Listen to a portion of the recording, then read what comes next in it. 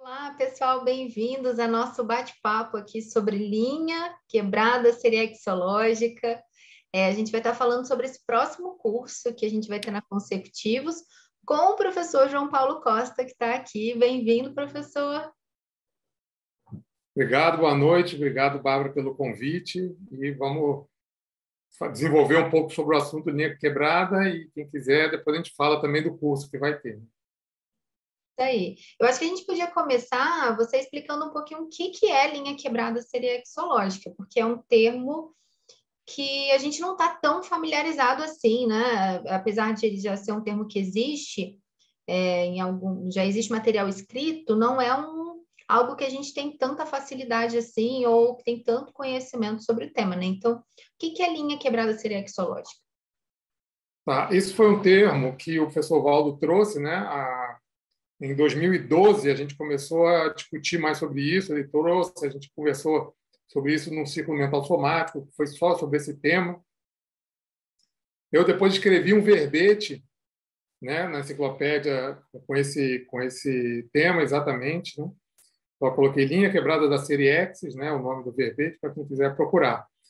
E a linha quebrada, de uma forma geral, ela é a nossa própria linha evolutiva serexológica, pelo fato de que, como a gente tem uma linha serexológica contínua, mas não necessariamente ela é retilínea, não acontece, sabe? A gente vai evoluindo perfeitinho, sem nenhuma. Cada vida progride um pouco. E não é bem assim como funciona. A evolução, a evoluciologia, ela é por si só quebrada. A gente tem altos e baixos.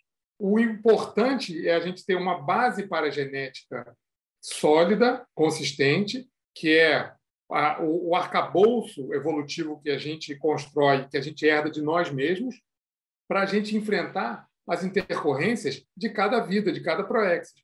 Porque a linha ela quebra pelos fatores intrafísicos, pelos fatores grupocármicos, pelos fatores holocármicos de uma maneira geral. Então, quando a gente renasce, a gente vai ter condições que são diferentes, completamente diferentes do outro renascimento, dos outros renascimentos, né, anteriores, e naquele renascimento talvez a gente tenha algumas facilidades e algumas dificuldades. E tem que ver a predominância nisso, né? A linha quebrada, ela justamente mostra num gráfico, se a gente imaginasse um gráfico, que a gente pode ter uma linha quebrada para cima, a maior, pode ter uma linha quebrada para baixo, a menor, pode ser muito acentuada, né, tanto para cima quanto para baixo, quanto pode ser mais sutil, pode ser mais abaulada, vamos pensar assim em termos, né, visuais, para a gente entender. Mas a cada existência vai ter um novo desafio, tanto intrafísico quanto as condições, os nossos compromissos praxológicos, por exemplo, também vão ser diferentes, as nossas prioridades vão ser diferentes, e isso que faz a linha variar para cima e para baixo. Mas se a gente pensar nesse gráfico, eu gostei da imagem do gráfico, acho que dá para a gente entender um pouco melhor, né?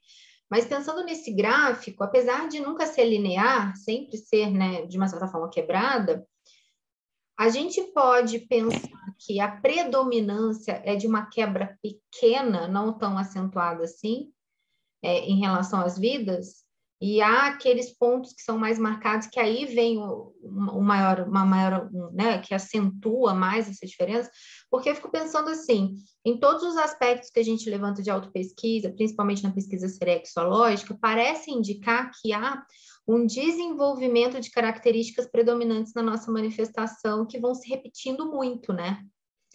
Então, eu fico pensando como juntar essa ideia das repetições com a ideia da linha quebrada. Como é que a gente faria isso? É assim,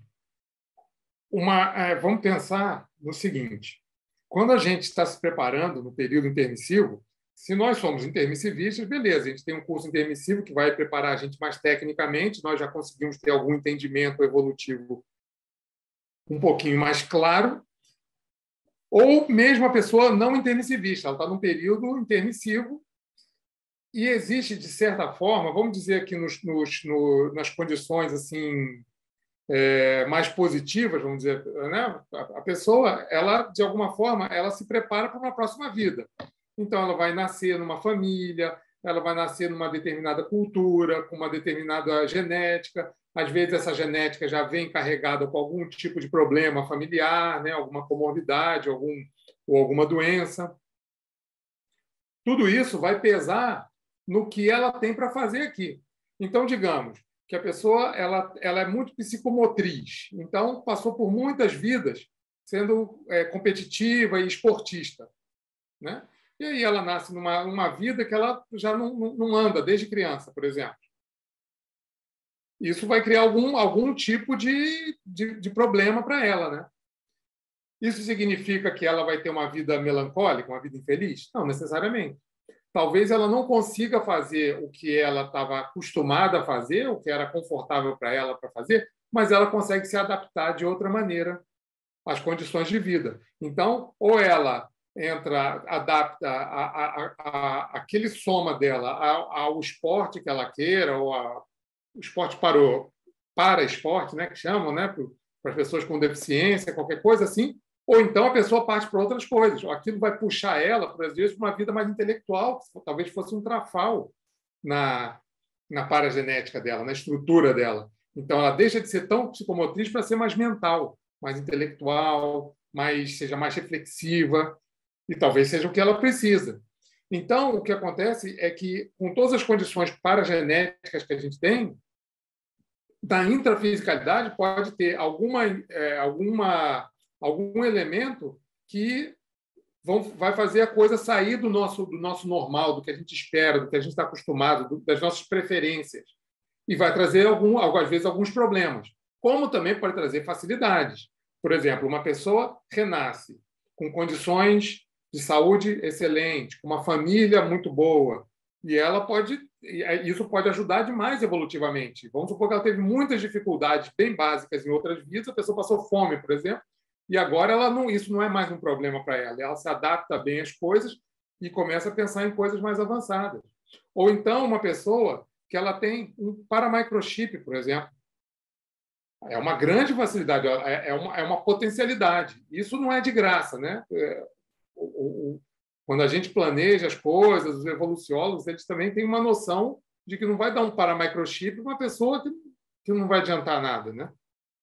Vai dar para uma pessoa que pode ser que tenha um bom aproveitamento naquilo.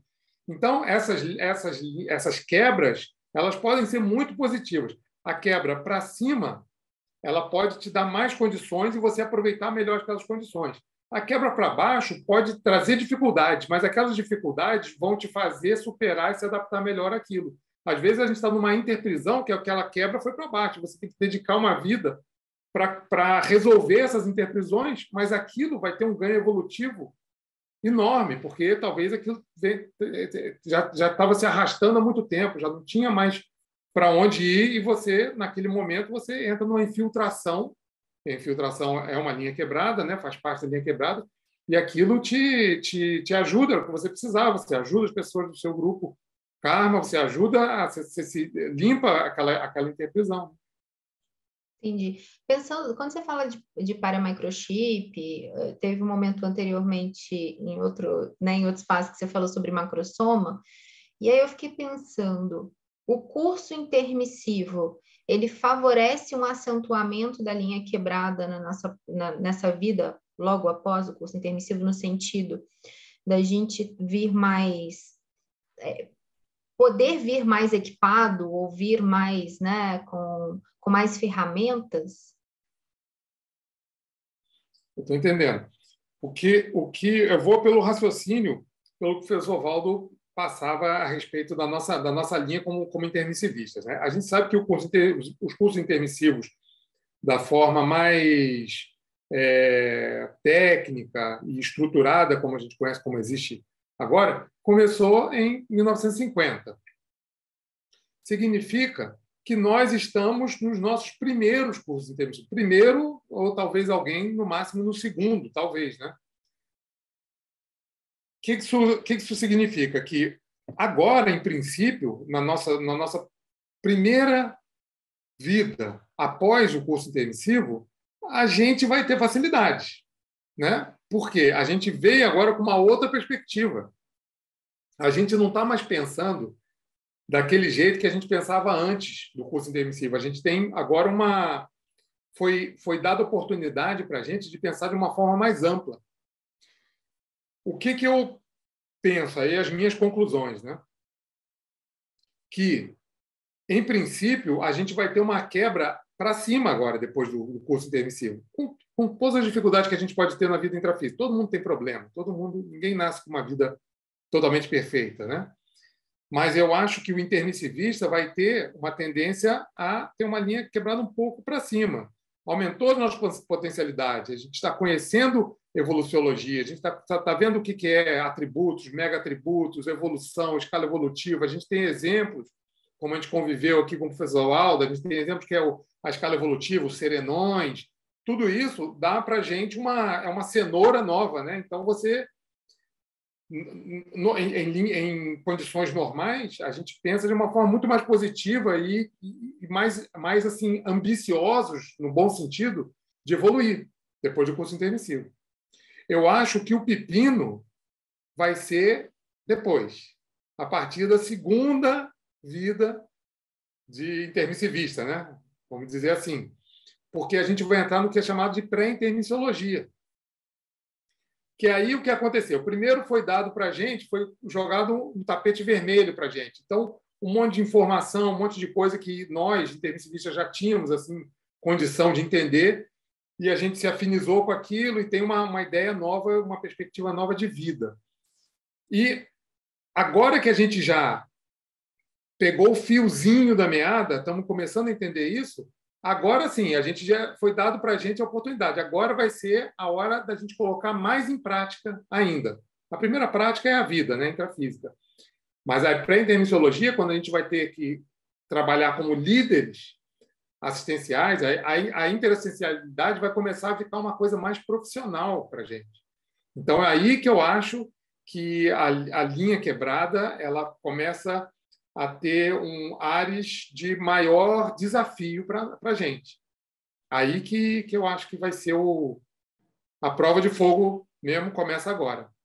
Mas é legal pensar nesse sentido, né? Porque aí a gente pensa nessa gradação, e aí quando a gente pensa a gradação supostamente para baixo, no sentido de ser, né, essa linha quebrada para baixo, não necessariamente como uma coisa negativa.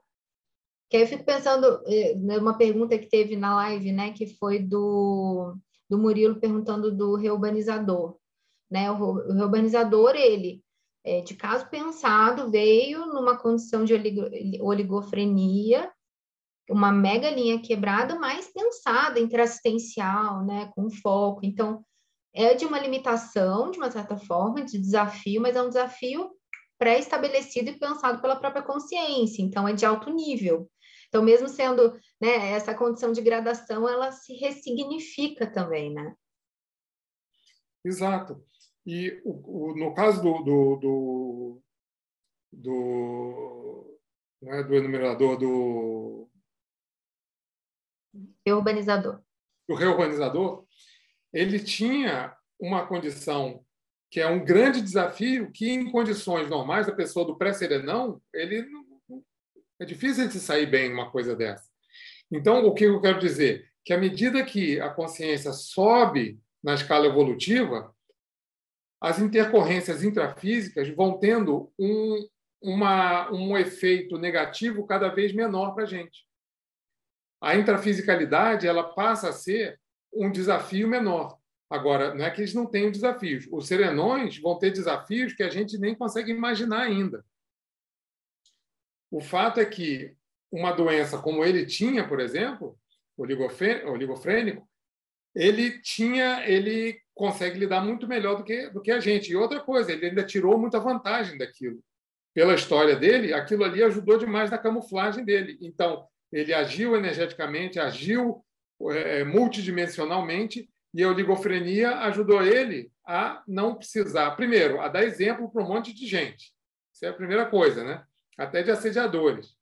E a outra coisa é que pode ter desonerado, como é a vida intrafísica para ele, ele não tinha que se preocupar com muitas coisas, ele tinha uma cuidadora até, multidimensionalmente era uma vida intensa, né? Agora, a gente não entende só vivendo com aquele grau de consciencialidade para a gente entender como é que é um desafio que a vida intrafísica para a gente agora, você vê, se eu machucar uma perna hoje, para mim vai ser um problemão, entendeu?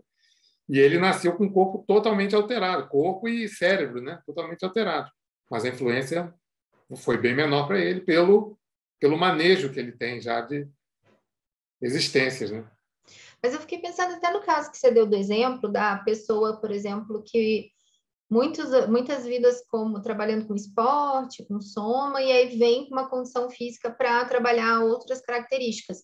Isso não deixa de ser um aporte, apesar de ser uma limitação, porque vai permitir que a pessoa desenvolva outras características, né? Então, ainda é limitante porque a gente ainda precisa disso, no sentido assim, ainda precisa de uma certa influência para restringir, para que a gente se atente a isso, né? Não se atentou ainda por si. Mas o resultado e a intenção continua sendo interassistencial e positiva, né? Exato. Tem até uma analogia que a gente pode fazer disso, que é o seguinte, é assim, digamos que a pessoa teve uma infância muito difícil. Pode ter tido, tanto economicamente, como pode ter tido uma família que não foi muito boa para ela. Então, a pessoa passou por uma série de dificuldades. E na infância, ela, às vezes, pode até ter se revoltado com aquilo, né? Falou, poxa, meus amigos, eu tenho uma vida difícil, eu queria isso, vejo meus amigos com tais e tais facilidades, e, entendeu? Para uma criança, às vezes, é difícil, né? Ninguém gosta disso. Só que chega mais velho, a pessoa fica mais madura, ela começa a falar assim, olha, a pessoa superou bem, seguiu a vida dela, conseguiu, não sei, formar uma família, realizar os sonhos dela, profissionais, a vida dela, ou fazer o que ela queria fazer, ajudar as pessoas que ela queria ajudar, se ajudar no que ela precisava. E ela chega num ponto de vida que ela pode fazer uma retrospectiva e pensar assim, poxa, eu acho que eu sou feliz comigo, ainda bem que eu passei por aqueles problemas. É mais ou menos isso, né? Quando você está no olho do furacão do problema, e você às vezes se vitimiza, a gente, né, tem isso, você fala, poxa, eu não queria passar por isso, que chato, você se compara com as pessoas, você está se achando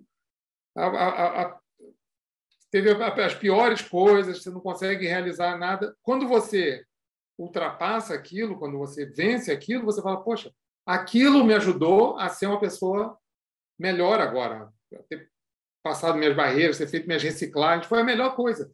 Eu acho que se eu não tivesse aqueles problemas, talvez eu não conseguisse superar tantas coisas hoje em dia. Eu acho que isso é muito comum, né? Hoje em dia, na humanidade isso é muito comum, né? De uma forma geral.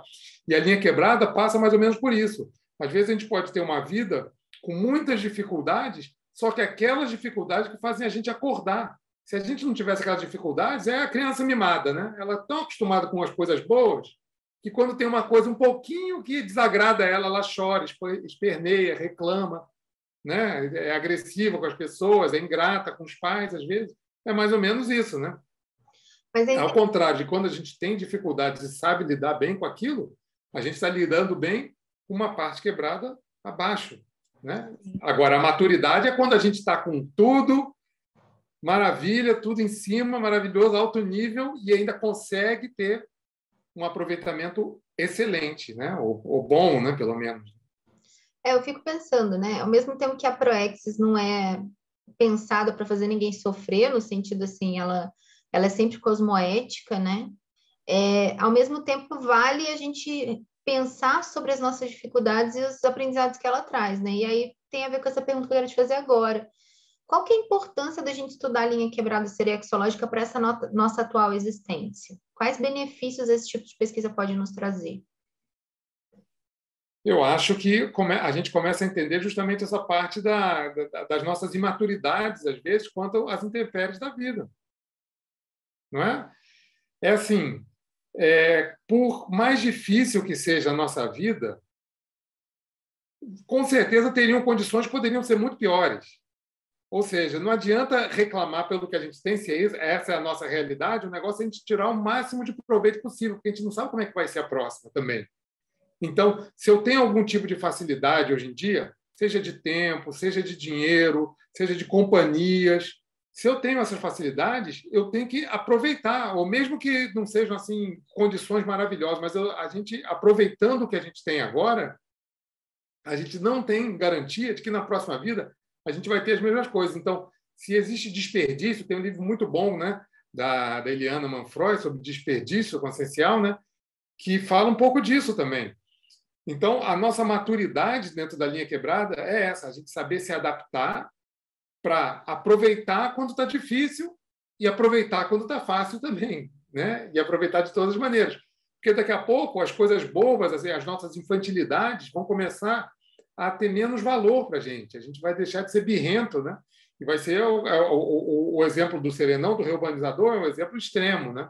Mas a gente pode pensar em outras coisas, menos radicais. Digamos, numa próxima vida, eu não tenha os mesmos aportes que eu tive nessa vida. E, às vezes, é aquela coisa, a gente se adapta muito melhor às coisas boas do que às coisas ruins, né? Então, daqui a pouco, uma coisa que para mim é normal, vamos supor que eu tive aportes de intelectuais há 3, 4, 5 vidas. Daqui a pouco eu não vou ter esses aportes, eu vou ter que correr atrás de coisas que eram relativamente básicas para mim. Eu nem sei como é que não é, como é que existir sem ter aquilo, entendeu? Esse é o desafio. Ou então, que mais sério ainda, é quando a gente entra numa infiltração, né? A gente tem que dedicar, às vezes, uma vida para um grupo que precisa da gente e a gente não está realmente... Não seria a nossa escolha primeira ter aquele grupo, mas a gente precisa estar ali ajudando com as dificuldades que você... que faz parte do seu grupo karma, né? Infiltração é a linha quebrada. Muito bom. Então, a gente está chegando ao final, e aí eu queria pedir que você fizesse oficialmente o convite para o pessoal participar do curso Linha Quebrada Seriexológica. Então, tá. Eu queria, então, convidar todos a participar no dia 21, sábado agora, do curso. É um curso de 3 horas e meia, e a gente vai desenvolver essa teoria da linha quebrada, aprofundando um pouco mais, né, falando, dando alguns exemplos, algumas hipóteses, fazendo também alguns raciocínios. É uma teoria nova também, a gente não sabe tudo sobre isso, né? E o importante é a gente chegar no raciocínio seriexológico da linha quebrada, isso aí que a Bárbara está falando, né? Como é que a gente começa a pensar sobre isso, a raciocinar, chegar num raciocínio lógico e tirar proveito, justamente ter utilidade evolutiva e raciocínio seriexológico em cima disso que, independente da nossa realidade, a gente está sempre em linha quebrada. Muito bom. Quero agradecer, João Paulo, obrigada por ter participado desse bate-papo. E é isso, pessoal. Então, se vocês quiserem se inscrever no curso Linha Quebrada Seriexológica, é só entrar no nosso site da Consecutivos, entrar em loja e fazer a sua inscrição, tá bom? A gente fica à disposição para qualquer dúvida ou qualquer questão e espero que vocês aproveitem o curso. É isso. Muito obrigada, João Paulo. Até a próxima. E até a próxima, pessoal.